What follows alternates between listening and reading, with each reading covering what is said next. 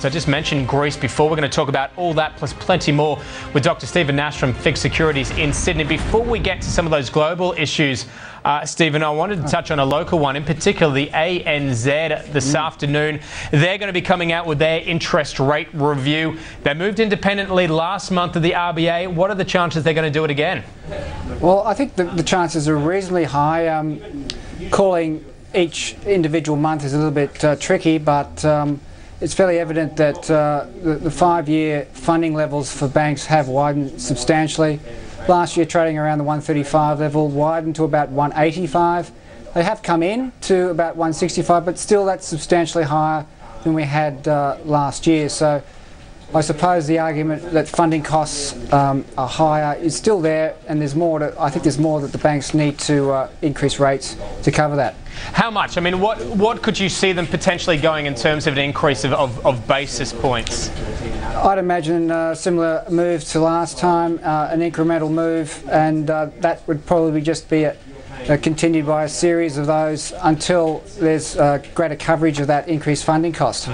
Is it justified, Stephen? I mean, I understand that we've had that, as you say, the widening, if you like, in terms of their funding costs, but we're comparing that to pre-GFC funding costs. Are we in a new reality where elevated funding costs are the new norm, and as a result they maybe just need to re-evaluate the pressures there and how much they do and don't pass on, and what is an appropriate level of profit?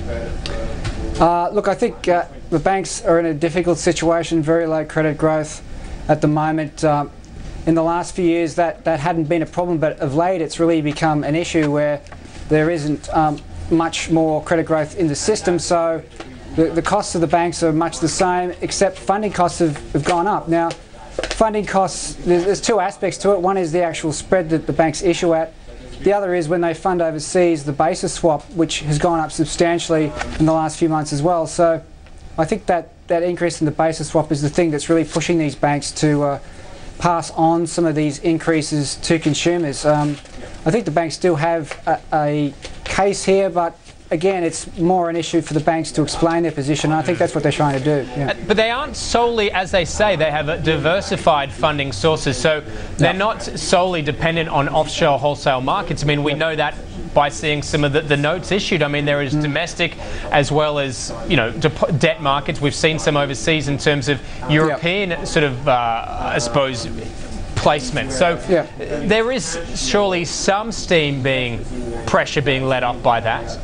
Look, domestic demand for their issues is quite strong. We've seen quite a rush of issues earlier this year, but given the quantity that the banks have to issue, they do rely on diversifying that funding and using global sources. So part of it's answered by the Australian market, and still part of it is global in nature. So that's, I think, why the banks are passing these costs on right now. Look, if we do see the ANZ go, as you said, that there is a good chance might happen, you'd have to, taking the logic a bit further, you'd probably think that the other major banks would follow suit. They do tend to, not all at once, but do tend to follow each other in lockstep. Who's controlling monetary policy then? If the RBA is not moving, but the big four banks are, who's got the power? Look, I think, you know, obviously the RBA has the final word in terms of setting the underlying cash rate, but what's really happening right now is that, you know, banks globally are affected by higher funding costs. It's just it is a new reality. It's more a permanent situation than I think banks had anticipated earlier on. So given that increase in funding costs, the banks have to be able to capture some of that in terms of their lending margins. Now, the RBA may take that into account in terms of looking forward, and we have had a run of weaker than expected data this week, which I think starts to build a case for another rate cut. But I don't think we're there yet in terms of getting clarity on that. So, could April potentially herald a cut to the official cash rate?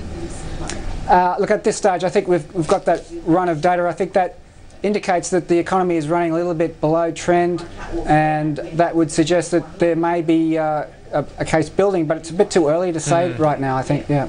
What I want to get your thoughts on some of the global issues at the moment. Obviously, everyone waiting for the final results of the Greek debt bond swap deal. three scenarios seem to be placed by most people. The first one being whether or not they get the full, the over the 90%. The second one, the 2/3, the three, they don't get what they want. Where do you see the final tally likely coming in, and a reaction on markets? I mean, has it been priced in already? Look, I think a deal very close to 90% is what the market has been looking for. In a sense, I think the market has built in a good result already, bought the rumour. We have had improvement in US economic statistics, which is great to see.